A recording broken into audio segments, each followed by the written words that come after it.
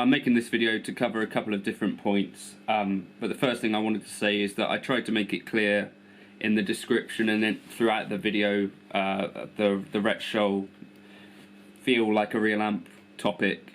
The idea, I tried to make it as clear as possible, was that I wasn't saying that Retshow's not a good guitarist, not a good YouTuber, not a good person at tweaking tones. That's absolutely not what the intent of the video was. I was just saying that those steps that I think he took in that video were steps that are actually taking you closer to a more polished, studio-ready sound, and not necessarily getting you closer in feel to a real amp. That's all I was saying with that video. It wasn't a dig or anything like that. And if even one person, which Paul did say, he said that was bait, which obviously was not my intent. I was asked via email what I thought of those tips, and I was just saying, well, they're good tips, but I don't think they're fulfilling what the aim or what the stated title of that video was. That's all I was saying. Anyway, Paul also suggested that I went through the steps that I was sort of suggesting. So I'm trying to kill two birds with one stone here. Someone also said, can you try and get close to that amp in the room type feel? And also someone also asked about the template that I talk about. So at the center of this screen you see the core of what my template as such is, and that is an IR, which is a free own hammer IR, and then one of the actual cabs from the Helix HX Stomp. So I use this particular IR on most of my patches, not all but most, and then I will change up this cab depending on what the tone I'm going for is. So today, given that I'm talking about Retshow again, I know he's a Divided by 13 fan, so I decided to take the Divided Duo amp, and I've dropped it into my sort of template. And normally in this spot here I would have a delay. Today I don't. I have a spring reverb, and then at the end of my chain I have a room reverb. The spring reverb would normally go at the end of the chain after the delay, but today, since I'm looking at whether you can get the modeler to feel like an amp in the room or more or closely to that, that's the goal, so that's what I'm doing. So I've not tweaked too much here. So the drive on the Divided Duo is 4.1, drive 2 is 5.6, tone is 4.3, cut is 5.7, presence is 0.6, channel volume is 8. I think all of this is pretty much standard, but what I have changed is I've taken the hum and ripple out of the equation, not for any particular reason. I just wanted to see if that made a big difference. I've turned the high cut off on the Mesa Boogie, whatchamacallit, the IR, and I'm using the 2x12 double C12N Helix cab with the 121 ribbon, 3 foot distance, low cut is off, high cut is off, reflections I've turned up to 17, experiment with that if you want. The level, just a little comment, the levels on IRs and cabs aren't always fully balanced, so I tried to get somewhere close to balancing those. And then 63 spring, I've got the decay to 6.5, because often you'll find that spring reverbs on a amp can be quite long if you actually listen for them. Pre-delay I've turned off because I want the guitar to feel kind of more connected to the reverb. Low cut I've got at 86 Hz, which I think is roughly where it's normally set. High cut is 3.9 kilohertz. And then the mix of the reverb I've got set to 39%. So that's that. And then I've got this room reverb where I've got the decay at 5.2, so slightly bigger room than is stock, I think. And then the pre-delay I've got set off again because I want it to feel connected to the guitar sound as much as possible, and I think pre-delay can sometimes sort of disconnect you from the actual reverb. So high cut is at 3.7, mix is 46. Again, I think most of that is stock. So the clean tone is cleanish. This is with a low output Strat. If you're playing humbuckers with this tone, I'm not sure how it's going to sound, but I'm not a particularly massive humbucker type person. So this is the clean sparkly.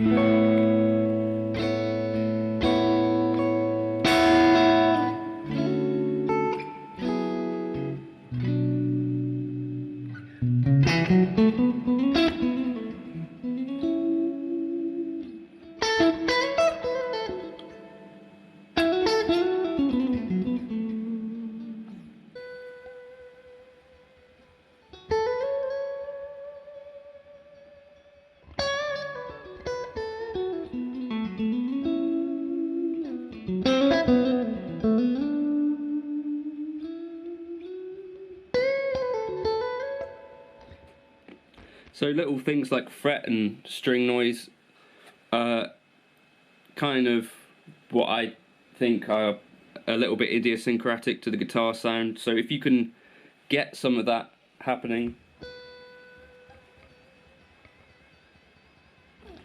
you know, and that's kind of things I think make it sound like you're actually playing with something that has real dynamics and is really responding to an actual guitar. I think some of those sorts of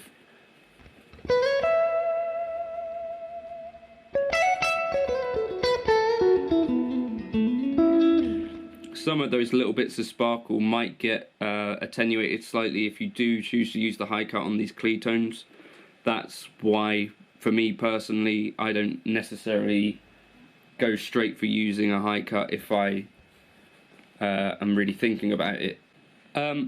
So that's what I think of as a nice kind of clean tone. I don't tend to tweak the amps too much.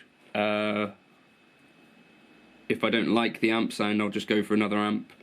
That to me sounds kind of like a divided by 13 FTR 37. I don't know if that is what it's actually modelled on.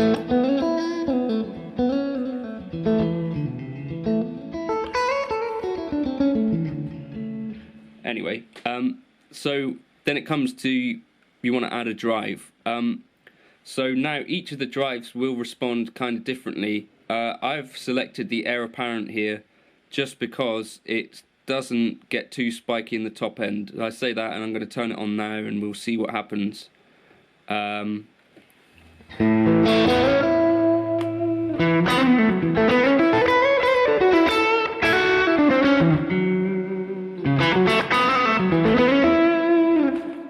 so as I thought. So these are the default settings for the air apparent.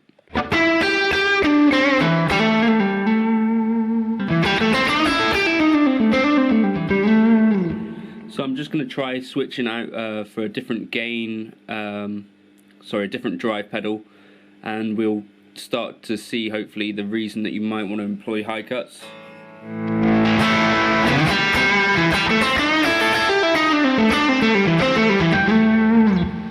So Timmy can get quite bright. The green screamer I quite like, sorry, the Scream 808.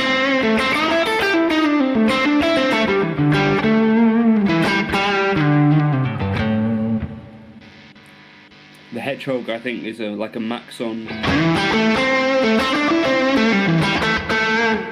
So a little bit more spiky. The Stupor OD is quite a nice smoothish one.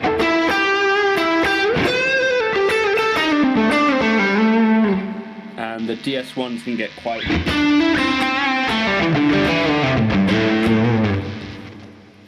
bright. And then I guess the Vermin is very bright, can be.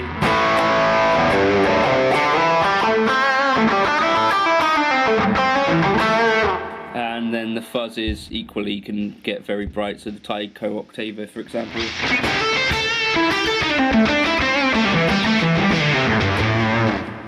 So if I was using any of those, I would definitely consider using the high cut. We're going to keep that bypass. Oh wait, we're going to keep that where that is at the moment.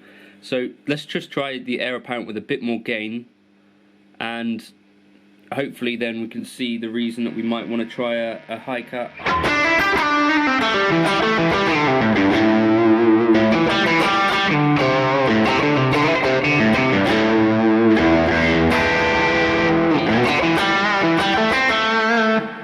And then with our high cut, I think we've got a high cut on here now.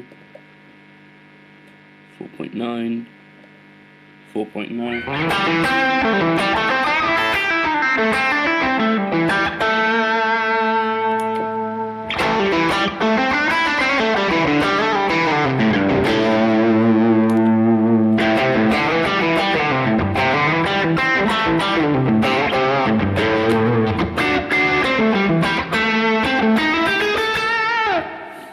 So you do lose some of that brightness if you're going to cut it down this far, but it does definitely have a smoothing impact. So I'm going to put this down back to around 5, and that's where we'll leave that.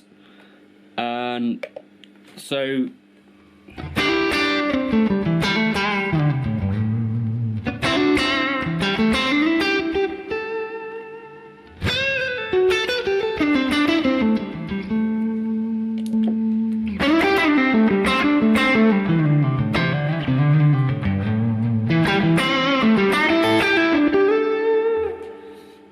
there I've got quite a nice kind of spanky, bright, jangly, clean tone, and then a smoother lead tone with less of that high-end, potentially fizzy content.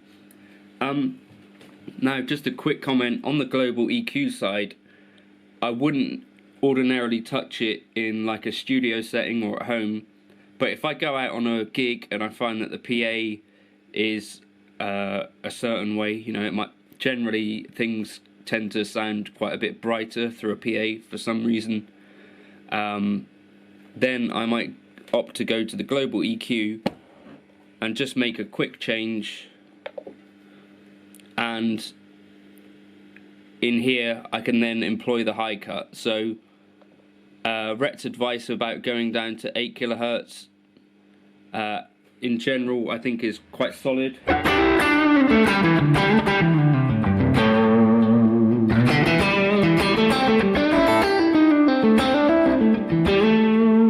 It won't make a big difference to that tone, but it might make a bit of difference to the spanky tone. So let's just hear the difference. So here's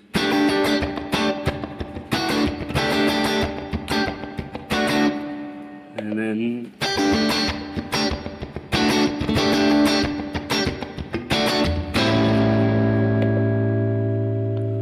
so you do hear it's definitely a darker.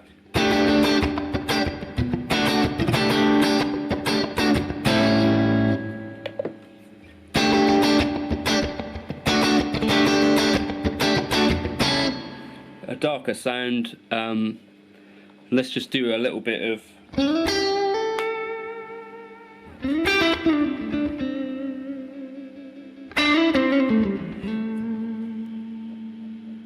down to 8 we go. I can't remember what I played.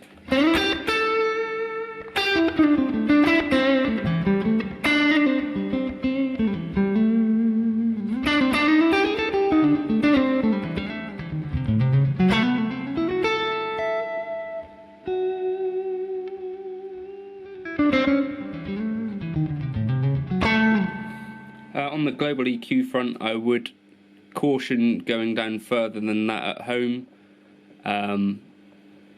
Live, I guess all bets are off. It depends what you're hearing and going through.